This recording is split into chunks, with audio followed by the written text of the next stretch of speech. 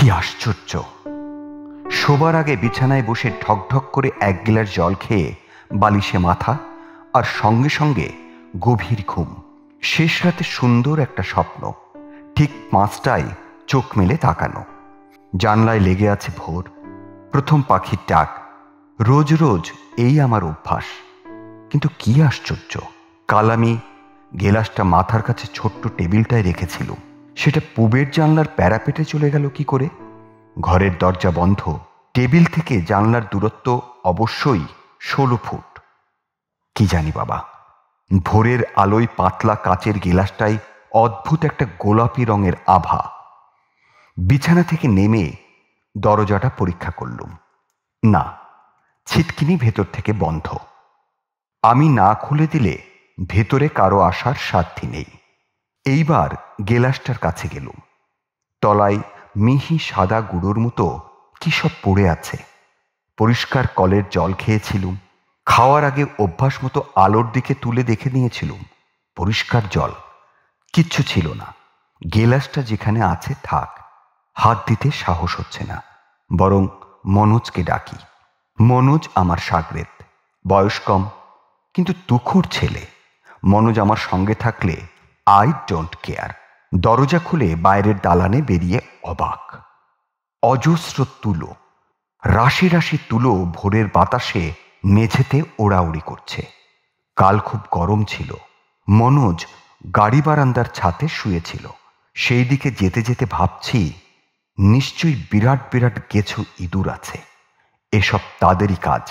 2টো ইঁদুরে গেলাসটাকে জানালার কাছে বয়ে নিয়ে গেছে। ইঁদুরের অসাধ্য কিছুই নেই। মনোজ একটা মাদুরের থানিট মাথায় দিয়ে অঘরে ঘুমোচ্ছে। কাণ্ড দেখো ছেলের! বালিশ কি ছিল না? ধাক্কাধাক্কি করে তুললুম। মনোজ অবাক, বালিশে মাথা দিয়েই শুয়েছিল। থানিট এলো কোথা থেকে? তার মানে কেউ বালিশটা টেনে নিয়ে মাথার তলায় ইট গুজে দিয়েছে। বালিশটাকে ছিঁড়ে ফর্দা ফাই করে সব তুলো দালানে ছড়িয়ে দিয়েছে। কে কে এই শয়তান? এই অদ্ভুত সুন্দর বাগান বাড়িটা আমার বাবা কিনেছেন। একপাশে ইছামতি নদী, দূরে রেল ব্রিজ, এদিকে পাশাপাশি আরও কয়েকটা বাগান বাড়ি। প্রায় সারা বছর বন্ধই পড়ে থাকে। মালিকরা সব ইউরোপ, আমেরিকায়। ওপাশে বিরাট এক শিব মন্দির।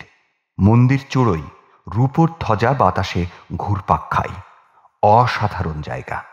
কাল গৃহপ্রবেশ হয়ে গেল। নিয়ম অনুযায়ী 3 রাত কাটাতে হয়।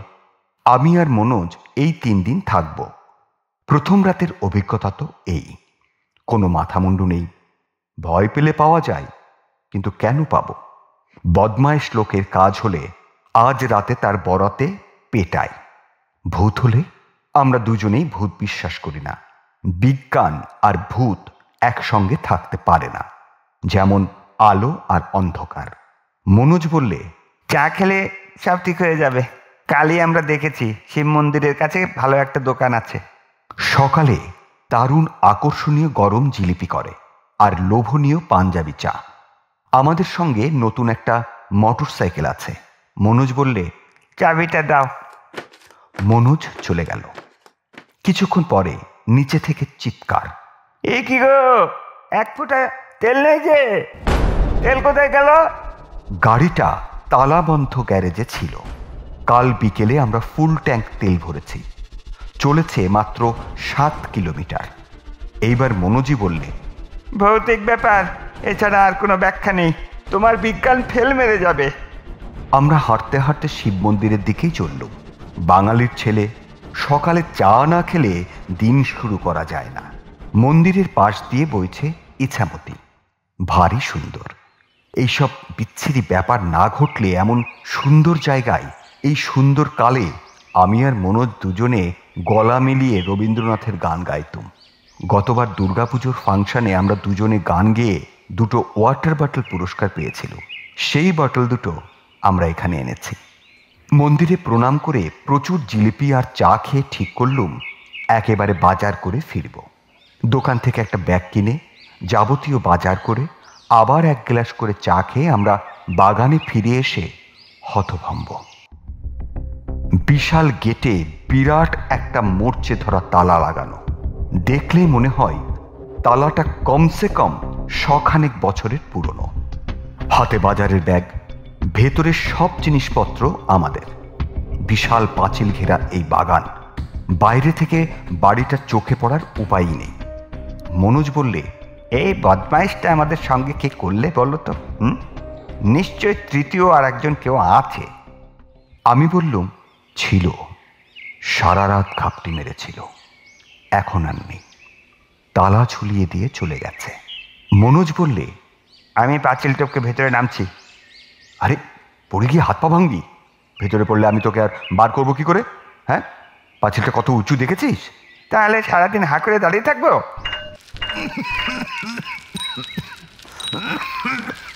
ভয়ঙ্কর কাশতে কাশতে সাইকেলে চেপে মধ্যবয়সী এক ভদ্রলোক আসছেন। খুব ধীর গতিতে সাইকেল চালাচ্ছেন। আমাদের বোকার মতো দাঁড়িয়ে থাকতে দেখে তিনি নেমে পড়লেন।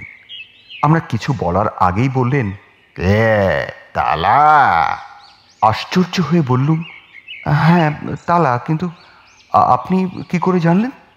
এই অঞ্চলে সবাই জানে ভাই, মর্গান সাহেবের তালা। ভালো করে দেখো, তালার গায়ে লেখা আছে চপস, মেড ইন ইংল্যান্ড, 1901। ও তো মরচে ধরা ভুতুড়ে তালা। এই যে শব্দটি বললে ভুতুড়ে, ওইটাই ঠিক শ্যামবাবুকে। শ্যামবাবু? শ্যামবাবু তো আমার বাবার নাম, আপনি চেনেন? তাকে কেনা চেনে? হ্যাঁ, অত বড় উকিল। শ্যামবাবুকে জেলা আদালতের আমরা সবাই বারণ করেছিলাম, শুনলেন না? বড্ড কড়া ধাতের মানুষ তো। হ্যাঁ, তোমরা শোনো, মর্গান সাহেবের বাবা ছিলেন নীল কুঠিয়াল। জানো নিশ্চয় যে ওই 19 শতাব্দীর সাহেবরা নীলের চাষ করত। মর্গান একটা চটকল করেছিল আরও অনেক সাহেবকে নিয়ে। মর্গান প্রথম বিশ্বযুদ্ধে লড়াই করেছিল, বীর।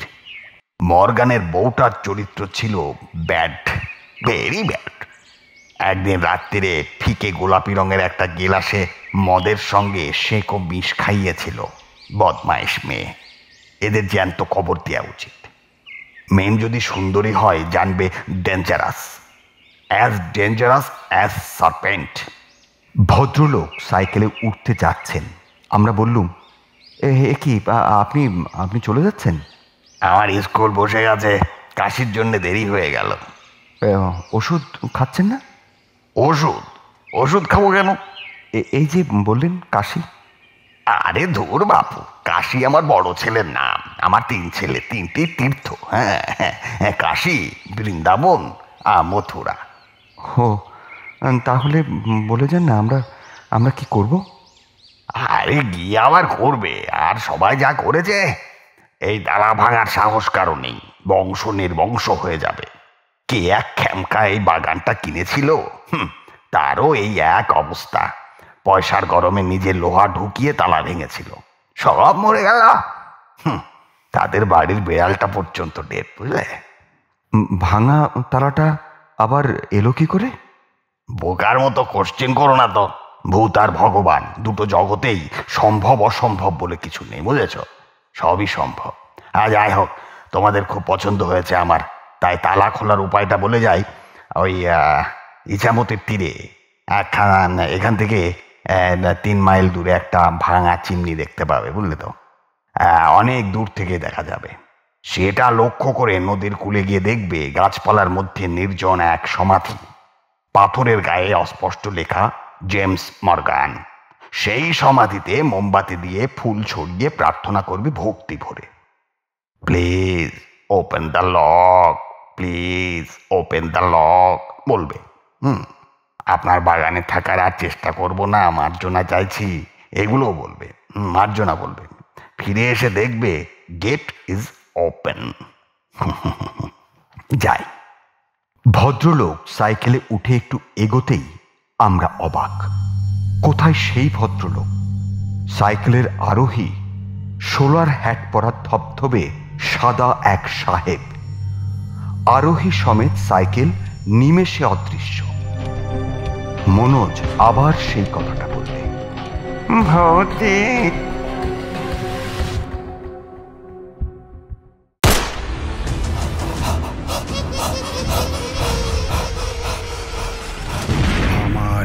রহস্যবাড়ি চ্যানেলটা সাবস্ক্রাইব করে রাখ আর বেল বাটন প্রেস কর, তাতে নোটিফিকেশন পাবি। লাইক কর, শেয়ার কর, কমেন্টস করতে ভুলবি না যেন। একটা কথা আছে, ভাগ্যবানের বোঝা ভগবান বয়। আমার ঠিক তাই হলো। একে শীতকাল, তাই থাকার জায়গার কোনো ঠিক ঠিকানা নেই। অফিসের এক অর্ডারে চলে এসেছি অযোধ্যা পাহাড়ের ধারে পাণ্ডব পর্যিত এক জায়গায়। এখানে সব আছে। সুন্দর সমান্তরাল একটি পাহাড়, সুন্দর একটি বন, যদিও পত্রশূন্য গাছপালা, কারণ সময়টা শীতের। বিশাল বিশাল প্রান্তর, ছোট ছোট আদিবাসী গ্রাম, অজস্র তুঁত গাছ। প্রতিটি গাছে লাক্ষা পোকা সব পাতা খেয়ে অদ্ভুত অদ্ভুত আকৃতির জমাট জটলা তৈরি করেছে। পরে এর থেকে তৈরি হবে গালা। সন্ধ্যার আকাশপটে এই গাছগুলোকে দেখে গা আরো ছমছম করছে। একটি দুটি সাঁওতাল পরিবার এদিকে ওদিকে ছড়িয়ে রয়েছে, তাছাড়া সবই নির্জন। একটু পরে বাঘ না বেরো, দস্যু তস্করের আসতে তো কোনো আপত্তি নেই। যথাসর্বস্ব কেড়ে তো নেবেই, মেরে ফেলতেও পারে। কি করব ভেবে না পেয়ে চুপ করে বসে আছে একটা পাথর খণ্ডে। পাশ দিয়ে চলে গেছে পথ, যা হয় হবে, দেখাই যাক না ভগবান কি করেন। সন্ন্যাসীরা তো এর চেয়ে অনেক দুর্গম স্থানে ভগবান ভরসা করে চলে যান। আমি সন্ন্যাসী না হলেও আত্মসমর্পণ তো করতে পারি। দূর থেকে একটা ঝকঝকে সাদা মোটর গাড়ি আসছে, পেছনে তাড়া করে আসছে শীত আর শুকনো পথের ধুলো। গাড়িটা হুশ করে আমার পাশ দিয়ে চলে গিয়ে কিছুটা দূরে গিয়ে থামল। দেখি ব্যাক করে আমার দিকেই আসছে। আমি বসে আছি, এতই পরিশ্রান্ত যে ওঠার ক্ষমতা নেই। চালকের আসন থেকে মুখ বাড়িয়ে সুন্দর চেহারার এক ভদ্রলোক প্রশ্ন করলেন, আপনার নাম কি পলাশ? এইবার উঠে দাঁড়ালুম। হ্যাঁ, আমার নাম পলাশ। আশ্চর্য, চিনতে পারছিস না? আমি সত্যেন। স্কটিশের সত্যেন? স্কটিশের, মনে আছে? আমরা দুজন দশহরার দিন সাঁতরে গঙ্গা পার হয়েছিলুম। খুব মনে আছে। তবে তুই আগের চেয়ে অনেক মোটা হয়েছিস। তুই কিন্তু যেমন ছিলি তেমনই আছিস। আচ্ছা, এখানে কি করছিস? নিশ্চিন্তে বসে আছিস যেন তোর বাড়ির বৈঠকখানা। আরে না, কিছুই না, সামান্যই সমস্যা। রাতটা কোথায় কাটাবো ভাবছি। এখানে hotel, guest house, rest house কিছুই নেই। ওড়ে আয় আমার গাড়িতে। ভাগ্যিস এলুম এই পথে, নইলে হয় তোকে বাঘে খেত, নয় মানুষের টুকরো করত। এটা ডাকাতে অঞ্চল, আর এক নজরে তোকে আমি ঠিক চিনতেও পেরেছি। একই রকম আছিস বলে একটুও পাল্টাসনি। গাড়িটা একেবারে ব্র্যান্ড নিউ। সত্যেন মনে হয় বড় মাপের ডাক্তার হয়েছে। ও লাইন চেঞ্জ করেছিল, এটুকু খবর আমি রাখতাম। গাড়ি চালাতে চালাতে আমাকে প্রশ্ন করলে, কি কাজে এসেছিস এখানে? গালার চাষ দেখতে। যারা চাষ করে তাদের ইন্টারন্যাশনাল মার্কেটে বিক্রির কাজে সাহায্য করতে আর কি, একটা প্রজেক্ট। আমি কি করছি জানিস? এটুকু বুঝেছি, এমন একটা কিছু করছি যাতে মানুষ মোটা হয় আর ঝকঝকে নতুন গাড়ি হয়। আজ্ঞে না, এই গাড়িটা আমাদের ফাউন্ডেশনের। এখানে বিদেশি টাকায় আমরা একটা হাসপাতাল করছি। আমি তার চার্জে আছি। এখন অনেক কাজ বাকি, একটু একটু করে সব হচ্ছে। বিল্ডিংটা হয়ে গেছে, যন্ত্রপাতি অনেক এসেছে, আরও অনেক আসবে। কথা বলতে বলতেই আমরা এসে গেছি বিশাল একটা জায়গায়। শেষ বিকেলের আলোয় ঝকঝকে একটা বাড়ি, আর কোথাও কিছু নেই। লোকজনের বসবাস, দোকানপাট সব আমরা ছেড়ে চলে এসেছি। রুক্ষ জায়গা, গাছপালা তেমন কিছুই নেই। এই একটা অঞ্চল যেখানে খুব জলকষ্ট, বৃষ্টিপাতের পরিমাণ খুবই কম। সত্যেন বলল, আগে চা খাওয়া যাক, তারপর সব দেখাবো। আমার লোকজন এখনো খুবই কম, সব আসবে একে একে। এখানে একটা টাউনশিপ হবে, বুঝলি তো। স্কুল হবে, রাস্তা হবে, পোস্ট অফিস হবে, সব হতে আরও বছর 5। চা এলো, সঙ্গে একটা করে রোল, খুবই সুস্বাদু। তারিফ করতে সত্যেন বলল, মোটা হওয়ার কারণটা বুঝলি তো এবার? এর জন্য দায়ে আমাদের এই গজেন্দ্র। গজেন্দ্র নিতান্তই যুবক, ফর্সা সুন্দর চেহারা, সে হাসছে। সত্যেন বলল, হাসিস না, এত সাংঘাতিক ভালো রান্নার হাত মোটেই ভালো নয়, কিন্তু হেলথ সেন্টারে হেলথ খারাপ করার তালে আছো, তাই না? তোমার জন্য আমার খাওয়া ডবল হয়ে গেছে, অন্য কোথাও গিয়ে খেতেও পারি না, স্বাদ পায় না তো। শোনো, আমার অনেক দিনের পুরনো দোস্ত এসেছে। হ্যাঁ, কি খাওয়াবে আজকে? এই তো জব্বর শীত পড়েছে, ভাবছি খিচুড়ি করবো, সঙ্গে কিছু ফ্রাই। তোমার সে অসাধারণ খিচুড়ি, ও ওয়ান্ডারফুল, ওটার কোনো জবাব নেই গজেন। সত্যেন আমাকে বলল, এখানকার জল মানুষের শত্রু, বুঝলি তো, এইসা খিদে হয়, এই খাও এই হজম। হ্যাঁ, বিরক্তিকর ব্যাপার, পাশেই বিহার বেল্ট তো। তা গজেন, আর একটা করে রোল হবে? না স্যার, হলেও দেবো না, এখন আর লোভ করবেন না, রাতেরটা আজ একটু হেভি হবে তো। দ্যাটস রাইট, যাও যাও। সোয়েটার শাল জড়িয়ে, হনুমান টুপি চড়িয়ে গোটা এলাকাটা ঘুরে এলুম। একরের পর একর জমি, মেইন বিল্ডিং ছাড়া সবই আন্ডার কনস্ট্রাকশন। জায়গায় জায়গায় লোহালক্কর, বালি, পাথর ডাঁই হয়ে আছে। ফুটফুটে চাঁদের আলোয় সব পরিষ্কার। দূরে বাঘমুন্ডি পাহাড়, দু একটা বহু পুরনো কনস্ট্রাকশন, একটা পুরনো শেডও রয়েছে। কোনো কালে হয়তো এখানে একটা কিছু ছিল। এত নির্জন, এত ফাঁকা, আমাদের মতো শহরের লোকদের ভালো লাগবে না, ভয় ভয়ও করে। রাত 9টা, 9:30 পর্যন্ত চুটিয়ে গল্প হলো। পুরনো দিনের, পুরনো বন্ধুদের কলেজ জীবনের কথা। মাঝে মাঝে একবার কফি এলো, তারপর খাওয়া।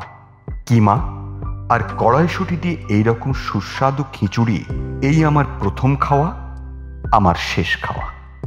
সঙ্গে ফিশ ফ্রাই, সেটা মার মার কাট কাট। গজেনটাকে মেরে ফেলা উচিত। একটু পরেই জানতে পারলুম গজেন একজন জুনিয়র ডাক্তার, রান্নাটা তার হবি। সত্যেন বলল, তোর শয়নের ব্যবস্থা আমাদের নতুন সার্জিক্যাল ওয়ার্ডে করেছি, নতুন খাট, বালিশ, বিছানা, মশারি, অ্যাটাচড বাথ, সবই নতুন, অসুবিধে নেই। সত্যিই তাই। আমার ঘুমের অপারেশন দিয়ে কেবিনের উদ্বোধন। দেওয়াল নেই বললেই চলে, চারিদিকে বড় বড় কাঁচের জানলা ছকছক করছে।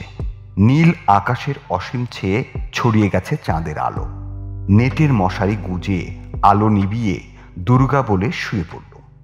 সবই কাঁচ, চাঁদের আলোয় পানশির মতো ভাসছি। বাঁ পাশে খাট ঘেঁষে বিশাল জানলা, ফ্রেঞ্চ উইন্ডো, গ্রিল গরাদে কিছুই নেই। শুয়ে শুয়ে দেখছি ফাঁকা মাঠ, চাঁদের আলো, আর বহু দূরে সেই প্রাচীনকালের শেডটা, যত অন্ধকার ঘাপটি মেরে আছে সেইখানে। সারাদিনের ছোটাছুটি ঘুম এসে গেল। কতক্ষণ ঘুমিয়েছি জানি না। অদ্ভুত একটা শব্দে ঘুম ভেঙে গেল। দেখি বাঁ পাশের জানলাটা খুব কাঁপছে। ঝড় উঠল নাকি? ফটফটে চাঁদের আলো, ঝড় এলো কোথা থেকে? শুয়ে শুয়ে দেখছি জানলাটা ছটফট করছে, তাকিয়ে আছে সেই দিকে। হঠাৎ দেখি জানালার নিচের টাওয়ার বোল্টটা হঠাৎ ওপর দিকে উঠে ডান দিকে ঘুরে গেল। জানলার একটা পাল্লা অক্লেশে খুলে গেল। মশারির ভেতর থেকে তাড়াতাড়ি হাত বের করে পাল্লাটা বন্ধ করে দিল। শুয়ে আছি, ঘুম চটকে গেছে। জানলার কাঁপুনি আবার, আর হয়ে শুয়ে শুয়ে দেখছি নড়তে নড়তে তলার ছিটকিনিটা ওপর থেকে উঠছে।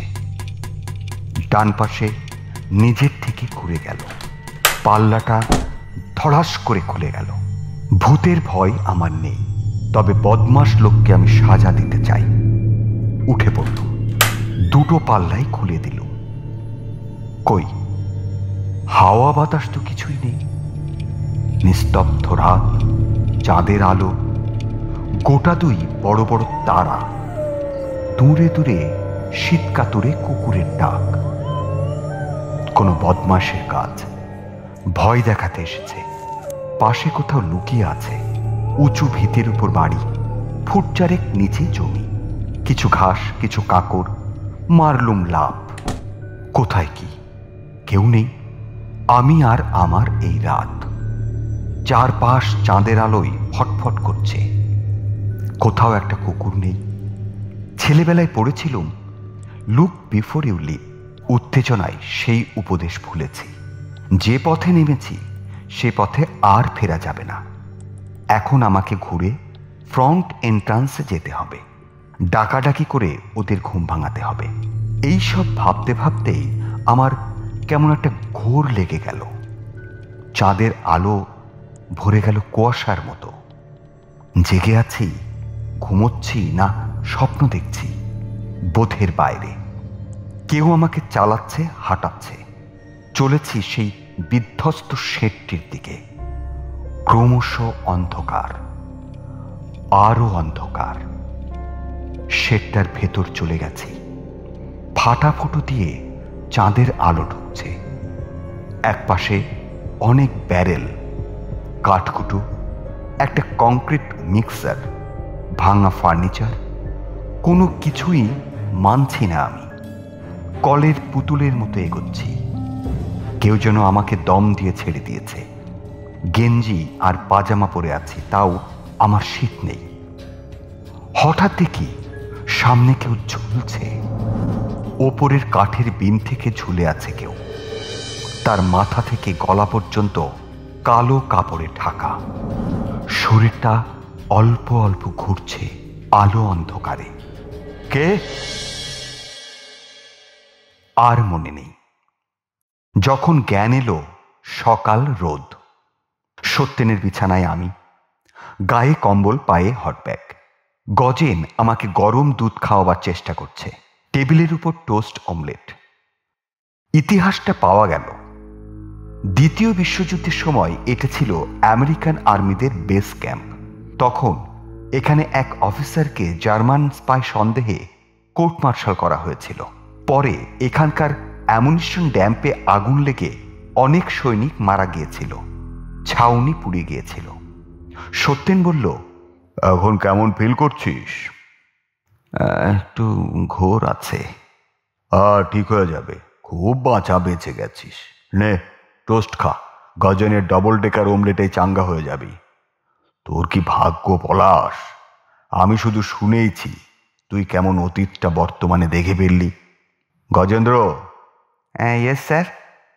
আজ আমার ফ্রেন্ডের অনারে চেপে গেছে স্যার, কড়া মেনু। গজেন্দ্র, তোমার তুলনা শুধু তুমি।